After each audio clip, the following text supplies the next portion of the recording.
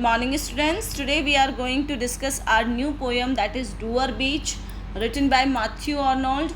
And this is the example of dramatic monologue, and you all know what the dramatic monologue is. In dramatic monologue, a story is narrated by a single speaker, no one interrupt him. तो same यहाँ पर एक narration है जिसको narrate करता हुआ Arnold नज़र आता है, कोई भी इंटरप्ट नहीं कर रहा, माइंड के अंदर सारी बात चल रही है।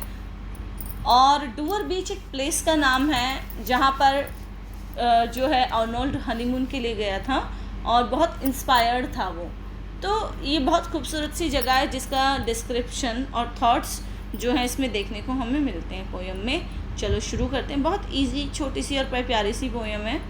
The sea is calm tonight, the tide is full, the moon lies fair upon the straits. तो कहता है कि आज जो है समुद्र बहुत शांत है रात में, टाइड फुल है, दैट मीन्स फुल मून है, इसीलिए टाइड जो है वो उठ रही हैं। और जो मून की जो लाइट है फेयर है, बहुत सुंदर लग रही है पड़ते हुए, किस पर? अपॉन द स्ट्रेट, मतलब जो समुद्र का बीच का हिस्सा होगा, वैसे तो पूरे हिस्से पे पड़ रही होगी, बट जो स्ट्रेट हिस्सा है, जो बीच का हिस्सा है, उस पर चांद की रोशनी पड़ते हुए बहुत खूबसूरत लग रही है।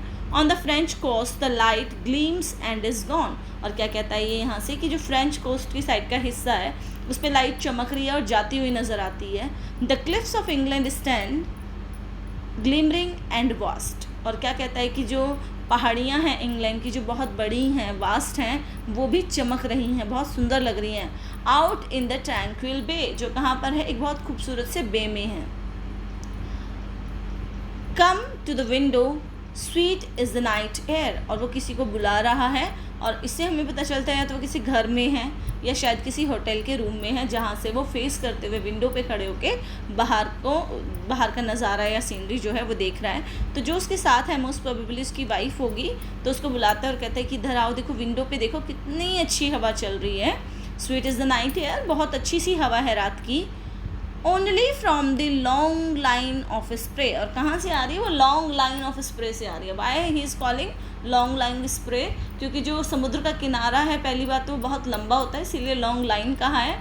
और पानी जब होता क्या है, फुल मून के अंदर जो वेव्स होती हैं वो बहुत ऊंची उठती हैं और फिर वापस से गिरती हैं, जिसकी वजह से वहाँ पे झाग इकट्ठे हो जाते हैं और वो ऐसे लगते हैं कि जैसे किसी ने स्प्रे कर रखा हो, बहुत सुंदर लगते हैं। तो वो इसीलिए यहाँ पर लॉन्ग लाइन ऑफ स्प्रे कहते हैं कि यहाँ से हवा आ रही है, बहुत सुंदर लग रही है।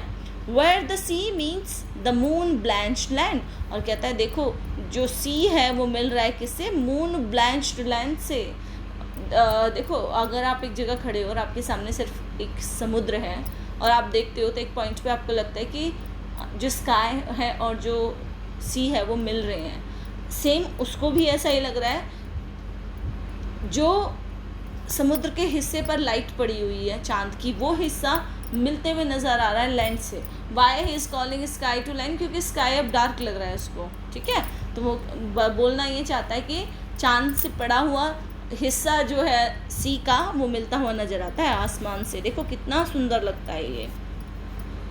Listen you here the grating roar. और वो कहते हैं कि सुनो, तुमने ये आवाज़ सुनी ग्रेटिंग की? ग्रेटिंग होता है टकरा के जो साउंड क्रिएट होती है, उसकी आवाज़ सुनी। और वो आवाज़ किसकी है? Of pebbles which the wave draw back and fling. वो पेबल्स, वो पत्थर, जो गोल गोल से पत्थर होते हैं समुद्र के या नदियों के किनारे पाए जाते हैं, कि देखो लहरों इनके लेके जा रही हैं और वापस लाकर यहीं पे फेंक देती हैं, तो उससे आवाज़ क्रिएट होती है। Eight there return up the high strand. और उनके रिटर्न पर बहुत ज़्यादा आवाज़ क्रिएट हो रही है।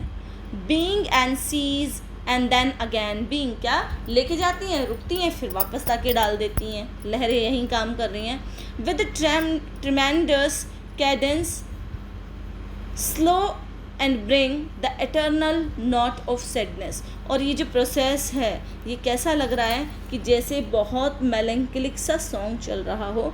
ये जो साउंड क्रिएट हो रही है यहाँ पे, कैडेंस का मतलब होता है एक जो रिदम में साउंड क्रिएट होता है, एंड ट्रिम्यूलस का मतलब यहाँ पर है वाइब्रेशन। तो क्योंकि जो पत्थर हैं वो बार बार किनारों पर गिरते होंगे तो उससे एक वाइब्रेटिंग सा म्यूज़िक हो रहा है, और उस म्यूज़िक को वो क्या कहता है कि ऐसा लगता है कि ये म्यूज़िक एटर्नल नोट है सैडनेस का।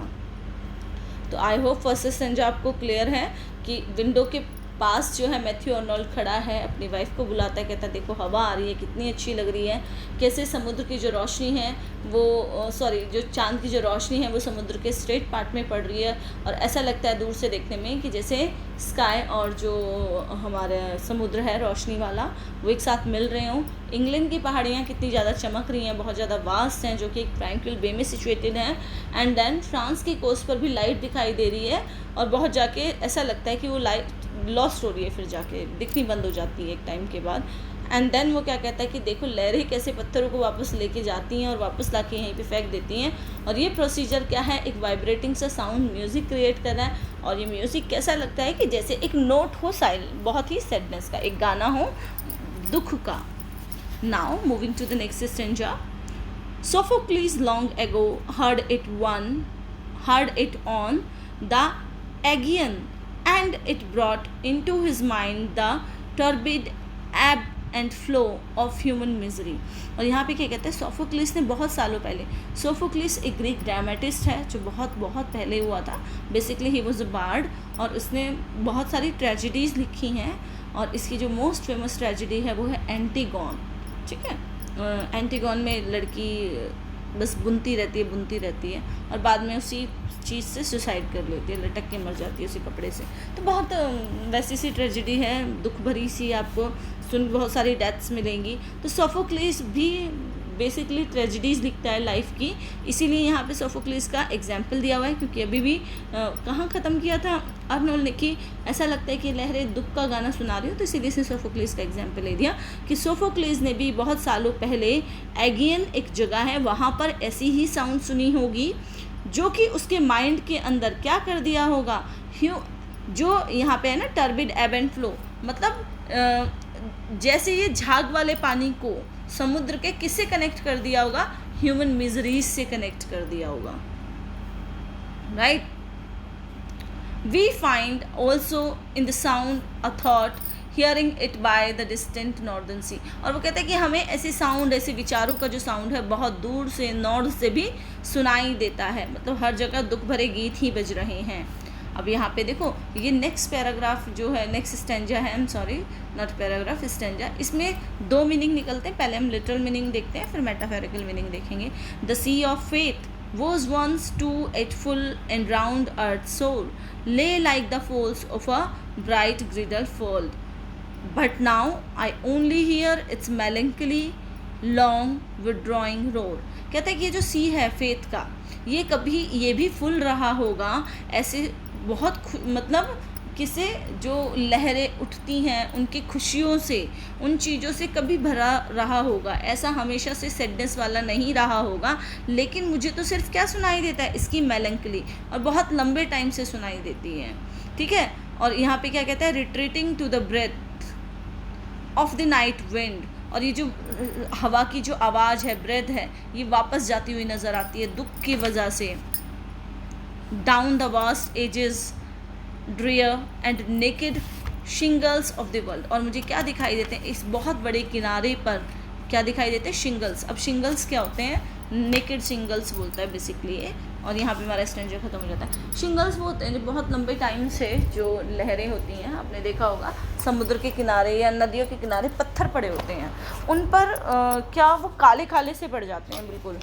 अब उन पे लहरों ने मारना बंद कर दिया है, लहरें उनसे दूर हो चुकी हैं और वो किनारे पर ही पड़े रह गए हैं, बहुत बड़े बड़े से टेढ़े मेढ़े से पत्थर, और अब वो काले होने शुरू हो गए हैं, गंदे होने शुरू हो गए हैं। उन पत्थरों को इसने क्या बोला है, उन पत्थरों को इसने शिंगल्स बोला है, उन पत्थरों को शिंगल्स बोलते हैं। तो कि अब ये जो नेकेड शिंगल्स पड़े हुए वर्ल्ड के, ये एज पर बहुत ज़्यादा पड़े नज़र आते हैं। तो देखो यहाँ पर दो बातें हैं। अभी आपने ऊपर स्टेंजा में पढ़ा था, पत्थरों की आवाज़ को उसने किसी कंपेयर किया था सैडनेस के साथ। तो यहाँ पर ये कहना चाहता है कि ऐसा नहीं है कि वर्ल्ड हमेशा से फेथलेस रहा होगा। एक समय ऐसा भी था कि जब वर्ल्ड के अंदर लोग एक दूसरे पर फेथ करते थे, प्यार करते थे, इमोशन से कनेक्टेड थे, लेकिन अब with the passage of time वो जो फेथ है वो उन पत्थरों की तरह, शिंगल्स की तरह हो चुका है, जिससे लहरें जो हैं वो दूर हो गई हैं। ठीक है, तो इसका मीनिंग एक ये भी आप निकाल सकते हैं। Now moving to the last stanza, love let us be true.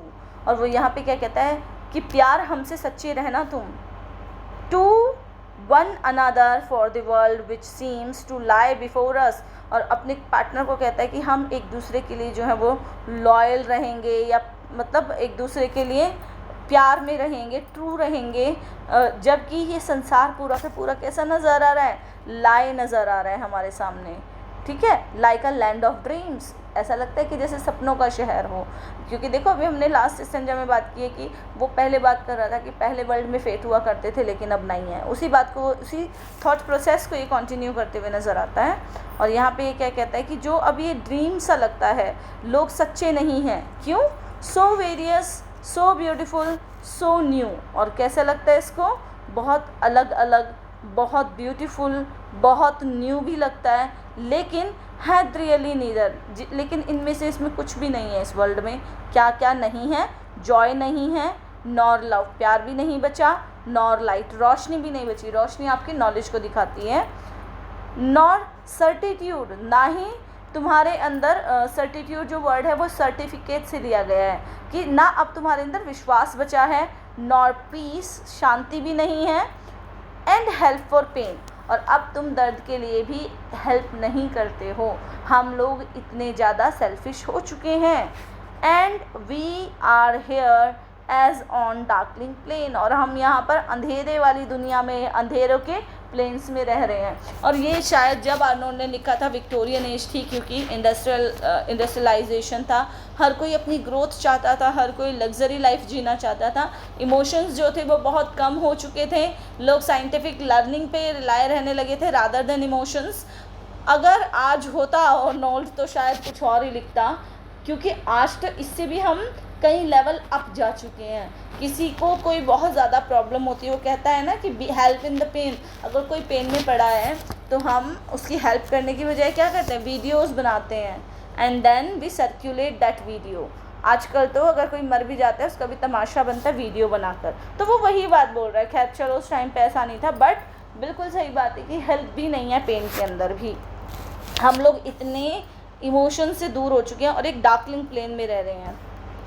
Swept with confused alarms of struggle and flight where ignorant armies clash by night। अब देखो यहाँ पे बहुत बड़ी बात बोली है इसने, यहाँ पे इसने इसको कंपैरिजन कर दिया, जो अपनी फीलिंग है अपने वर्ल्ड को है डार्क आर्मीज़ के साथ। बेसिकली क्या होता है, जब रात में आर्मीज़ लड़ती हैं तो वो फॉल्स अलार्म सुनाई देते हैं कई बार, मतलब झूठे अलार्म्स क्रिएट किए जाते हैं एक दूसरे को कंफ्यूज करने के लिए, है ना।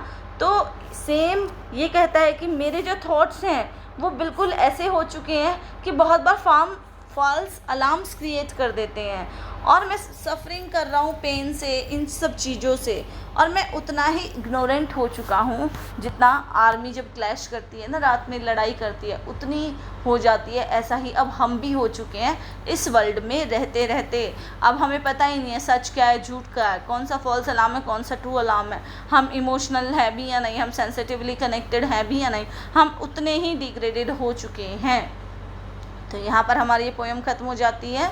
आई होप आपको समझ आई है, लेकिन अगर कुछ भी लग रहा है तो feel free to ask me. Thank you.